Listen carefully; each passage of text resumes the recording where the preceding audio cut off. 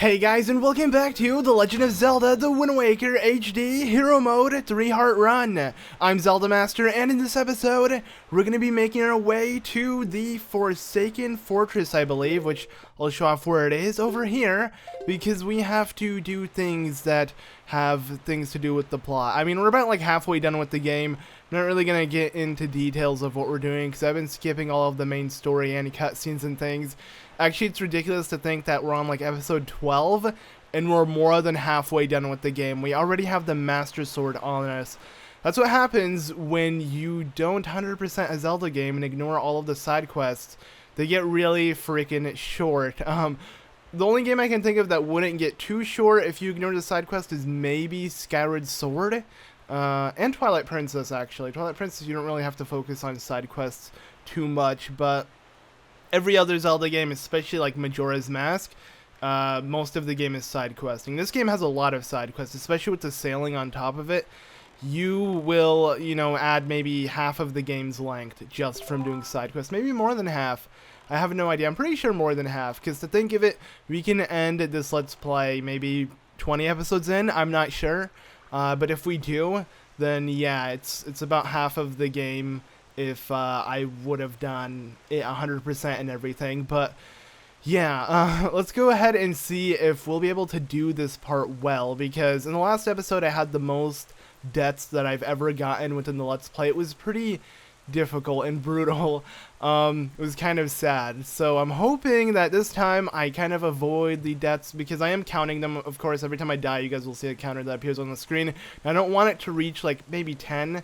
If it reaches 10, that'll be pretty upsetting. Or if it reaches more than the episode number I have, then yeah, I completely suck at video games. So we're gonna try to avoid that. But to be honest, it's honestly complete luck with games like this. Okay, whoa, I gotta be careful. Because the combat, you don't really have to be good, you don't have to be accurate, you don't have to like time anything well. If you do get unlucky and two enemies do come at you, or you don't pay attention for a split second, you'll die with 3 hearts, because hero mode makes it so much harder. But before I do approach the Forsaken Fortress, let's go ahead and check out these bottles I just picked up and see. So I'm drowning a pig. Wow, that is sad, but fairy works in Nintendo Gallery. Nice. Oh, if you take a picture of a fairy, you can get it in the Nintendo Gallery. That's cool. Thank you for rescuing me from that dreadful bottle. Oh, I get the joke, because we opened up the bottle. Not bad, and you can't see me. It's because you didn't post a picture. If you posted a picture and we couldn't see him, then that would have made a little more sense, but alright. I have no idea what that joke means or whatever, but here we are, guys, and I believe we just head straight within the fortress by busting down these walls. No, that's definitely not what you're supposed to do. Actually, it is. What? I think they did it for us. Okay, well, let's be careful. I don't want to get hit by these bombs, but I have a feeling we're going to get a game over really early within this episode, because we have to fight a mini-boss, and no ordinary mini-boss. See the text here, the dialogue? Well, somewhere in this dialogue hints to the mini-boss. It's half of the name of who we're fighting, and obviously, if you couldn't tell, the only name in that set of dialogue the King of Red Lines was saying was Ganon, so it's going to be Phantom Ganon for those who don't know. Let's do this. Hopefully I'll be able to do this well. I don't know, but I believe he does like 2 hearts per hit, so he'll definitely kill us in 1 hit if that's the case. I don't know. Either way, moblins are what's really strong. Okay, whoa! Okay, that was close. I had to like adjust the thing, but we are playing some volleyball, and hopefully the light doesn't blind Link with these searchlights, because if it does, then I won't be able to see what's going on, right? That's not really how it works, but I kind of have that situation going on for me right now. If I do this, I'm sure you can tell my hand is really like bright like that, because I do have a light that kind of lightens up the camera view, so you guys can get much better lighting for the face cam. It's really freaking bright and really freaking distracting. So, yeah. That was really scary. I don't know why. I just did not feel like I was going to make it. But we're good. Let's just roll away, because he's going to try to teleport behind us. No? Okay. We're fine. Ah! Okay. We're fine. That does not do much of an explosion, so you can easily avoid the attack if you're not good at this game. But yeah, we're playing the volleyball game. And what? No! Come on, that's so unfair. Are you? He got clipped on the cliff. I couldn't head up there. That is lame. If I die from this, I mean, okay, no, we're fine. The game makes up for it. Okay, please. We did it. Never mind. I was like, this is going to be difficult, but it wasn't. Phantom Ganon's body and everything, he looks really freaking cool. Though he's not dead yet. He's going to get a lot tougher later on within the game, because we're going to encounter him again. But there we go.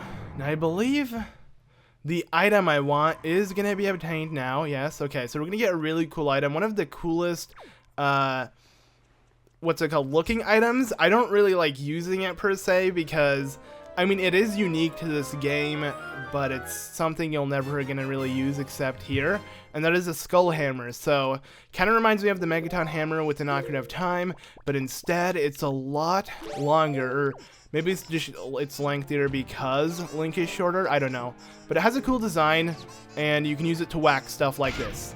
But other than that, you never need to use it, so I don't find it that special, and I don't really see a purpose for it, so I kind of ignore it at times. It's definitely not one of my favorite items within this game, but it's cool. I mean, all of the items within this game are unique. I'd say my favorite one, though, is the Deku flower, or the Deku leaf, not flower. Because, yeah, the Deku flower is not an item within this game, but, yeah. But as I was saying, with the distracting lights, if I actually do that, here, I'm going to try something. Let's see. Can you guys see the light? There you go, you can. You should be able to see it. Maybe I'll move it a little bit closer. But yeah, it's like I have a sun right by me. It's really strong. And then you can see actually my screen from the reflection here. Yeah, whoa, look at that. 2 links? What is going on? Linkception. I don't know what I'm doing. I just realized I can, you guys can see the reflection from my phone screen, and to me that's super fascinating. I have no idea why.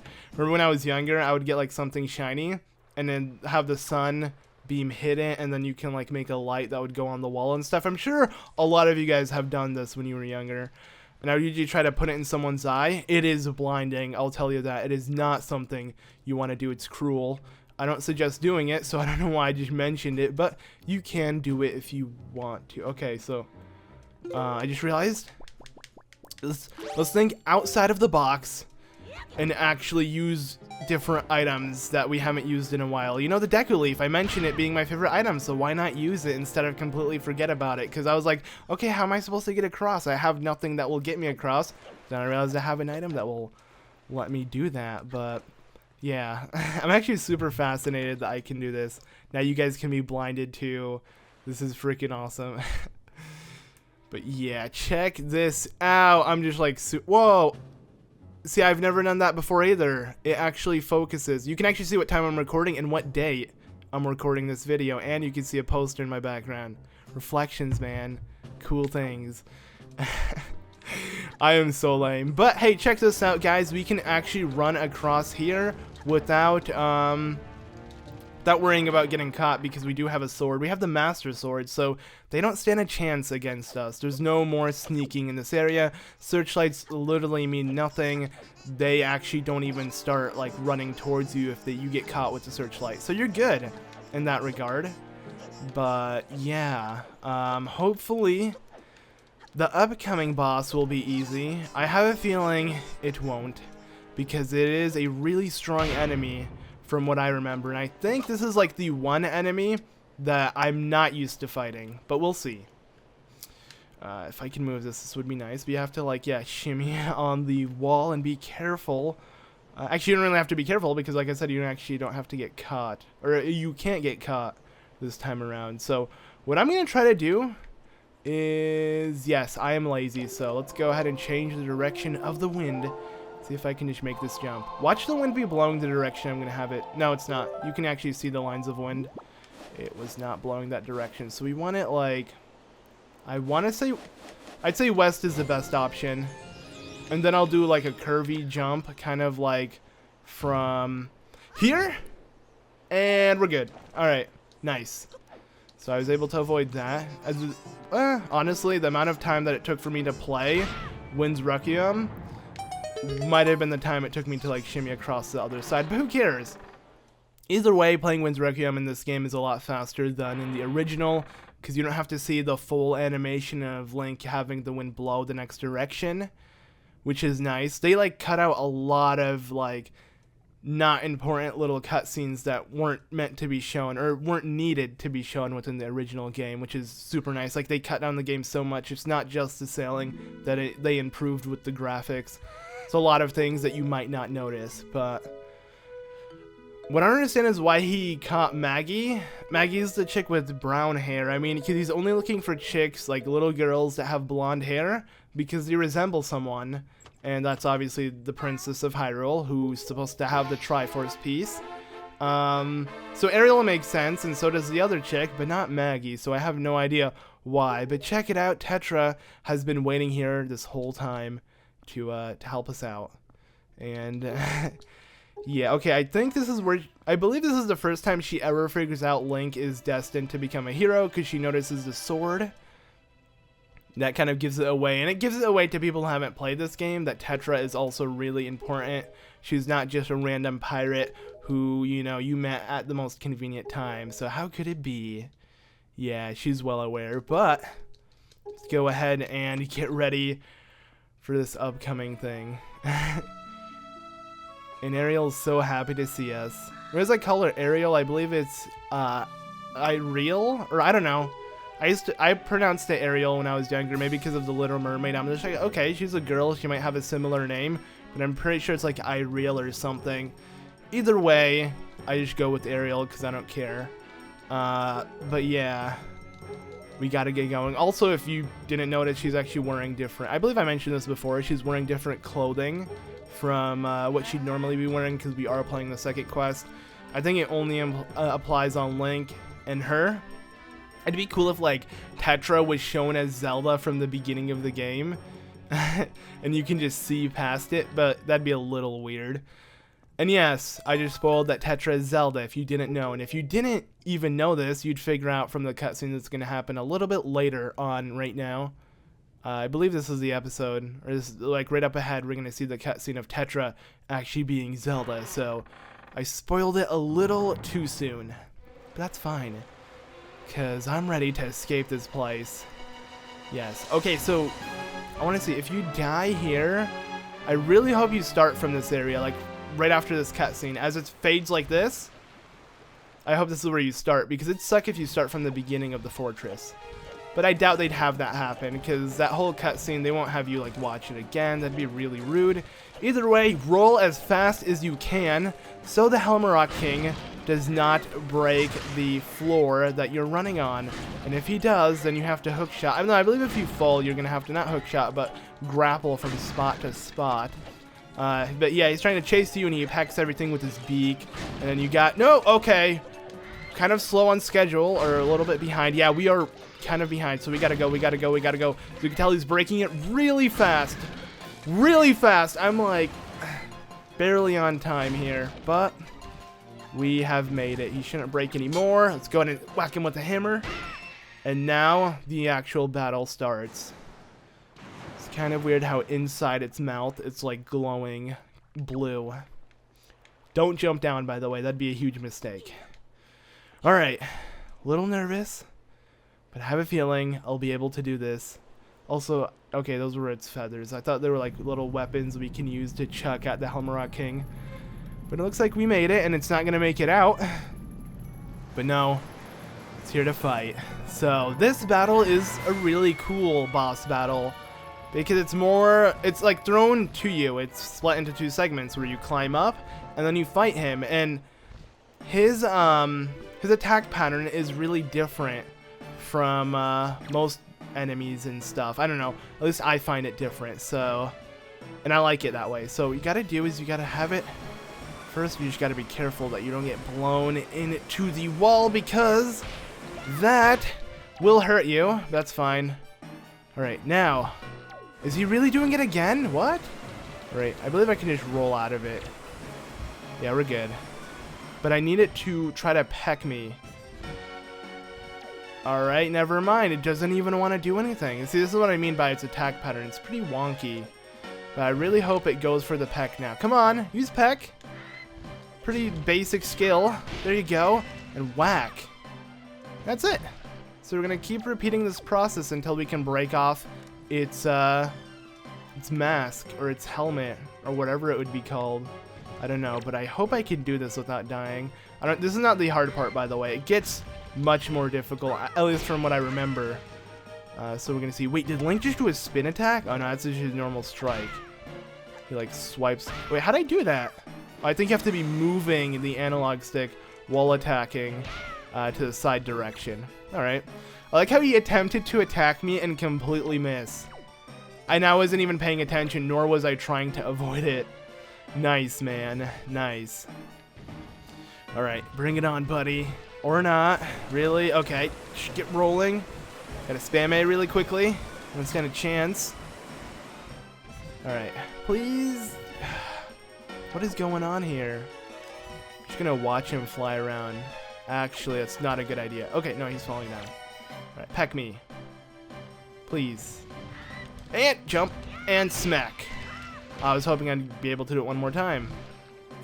Alright, so I believe one more hit, and then we're on to the final phase of this battle where we have to actually hit his head, which shouldn't be much of an issue, and that is really easy. Wait, what? The game is glitching!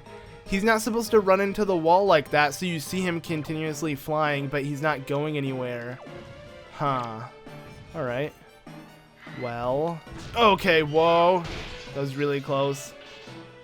Look at how badass. He looks like a rooster, if anything, but either way, he still looks really badass when the helmet falls off. Now the true battle begins. I feel like the spin attack doesn't really do much justice, so maybe I should use this instead.